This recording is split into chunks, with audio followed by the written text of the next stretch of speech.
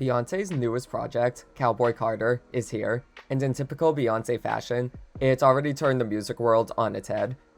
This is one of B's most ambitious projects, as she's never done a full-on country-influenced album before. She's dabbled in the genre with tracks like Daddy Lessons, but this is the first time she's doing a fully country record. Now, as a disclaimer, I don't listen to country music, not because I think it's bad, it's just never really been my thing. So I can't really speak with 100% confidence to the countryness of Cowboy Carter. I know B herself said it's not a country record, it's a Beyonce record, and that makes sense to me, as Cowboy Carter definitely blends tons of genres together. This is unmistakably a Beyonce album, only it happens to have heavy country influence. That's why I think it was actually easier for me to get into it than I thought it would be. When I heard B was doing a country album, I wasn't necessarily worried that I wouldn't like it. It's Beyonce, she's yet to disappoint me. But I was worried that I wouldn't be able to fully love it like I did with Renaissance or Lemonade. However, I did find myself really enjoying it, and while I wouldn't say it's one of my favorite Beyonce albums, it's still an incredible body of work that keeps getting better to me with each listen. Right off the bat, I'll say the storytelling is this album's biggest strength in my opinion. I love hearing B detailing her life story in 16 Carriages, singing a lullaby to Rumi and Protector, or reflecting on her father's influence on her and daughter. This is probably the most personal she's gotten since Lemonade, and it was smart to use a country album to do that with, since that genre emphasizes storytelling. This is an album you really have to pay attention to fully appreciate. Not that you can't have it passively playing in the background or anything, but when you really pay attention to the lyrics, you'll find some of the most personal songwriting in B's entire discography. Protector specifically got to me. I'm a sucker for a mommy ballad to her kid, and this one was really well done. I especially love the line, "Even though I know someday you're gonna shine on your own, I will be your projector." That is such a sweet thing to say.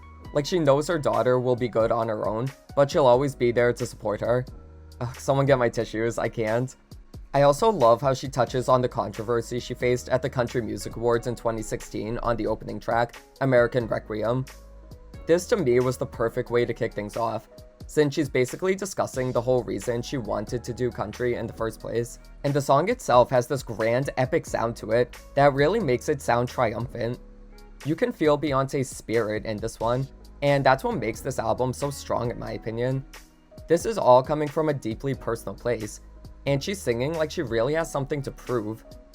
And speaking of, this may be the best album vocally we've ever gotten from her.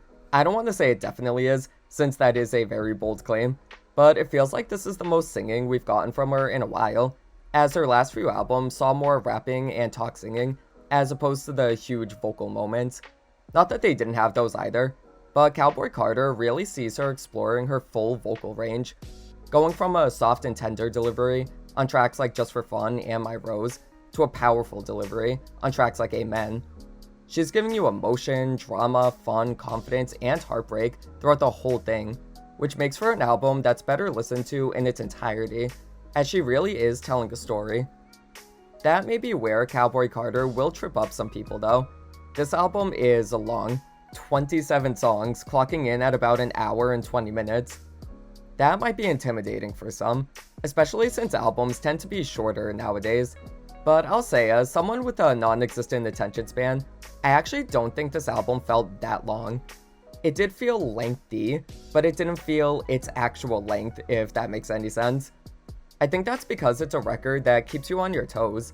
There's always something new happening as a result of the multiple genres incorporated, which results in totally off-the-walls track like Spaghetti and Yee-haw, two of my personal favorites. My actual favorite as of right now though, is definitely Levi's Jeans with Post Malone. I love how chill and low-key it is.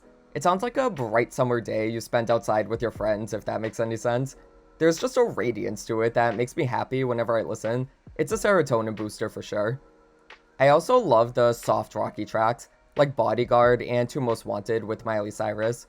Her voice works really well in that genre, and hearing her with Miley is something I could have never predicted when I was a kid, but it's absolutely legendary that it's happened now. And even though I did say this album is very personal, that doesn't mean there aren't some dance bops, like Yee-haw, Spaghetti, Tyrant, Riverdance, and Sweet Honey Buckin'. I love the slutty energy of Tyrant. That is one I need to hear in a club so I can act like a total whore.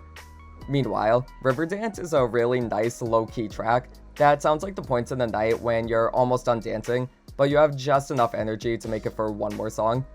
And Sweet Honey Buckin' is a journey in and of itself, but it's consistently interesting to listen to with its multiple beat switch-ups. It's definitely the pure honey of this album, which I guess was probably intentional given the title. With all the experimentation and genre blending, I could see why certain people have been saying this album isn't a full-on country record, but honestly, that kind of proves Beyonce's points. Does genre have to be defined so rigidly? Can't elements from different genres all come together to make something unique? Cowboy Carter draws from country, R&B, trap, rock, flamenco, house, and gospel, among many others. Is it fair to label it as one genre? Or can an album be in a genre while not totally following all the pre-established norms?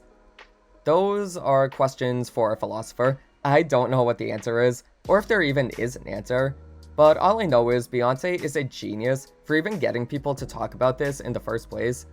She's truly pushing boundaries with this record, showing how genres shouldn't be barred off from certain artists just because of their appearance. And the fact that she was able to do that while still making a mainstream accessible album is nothing short of incredible. Again, as a non-country fan, I really enjoyed this record a lot. I knew I would just by virtue of it being Beyonce, but Cowboy Carter offered me something I truly wasn't expecting.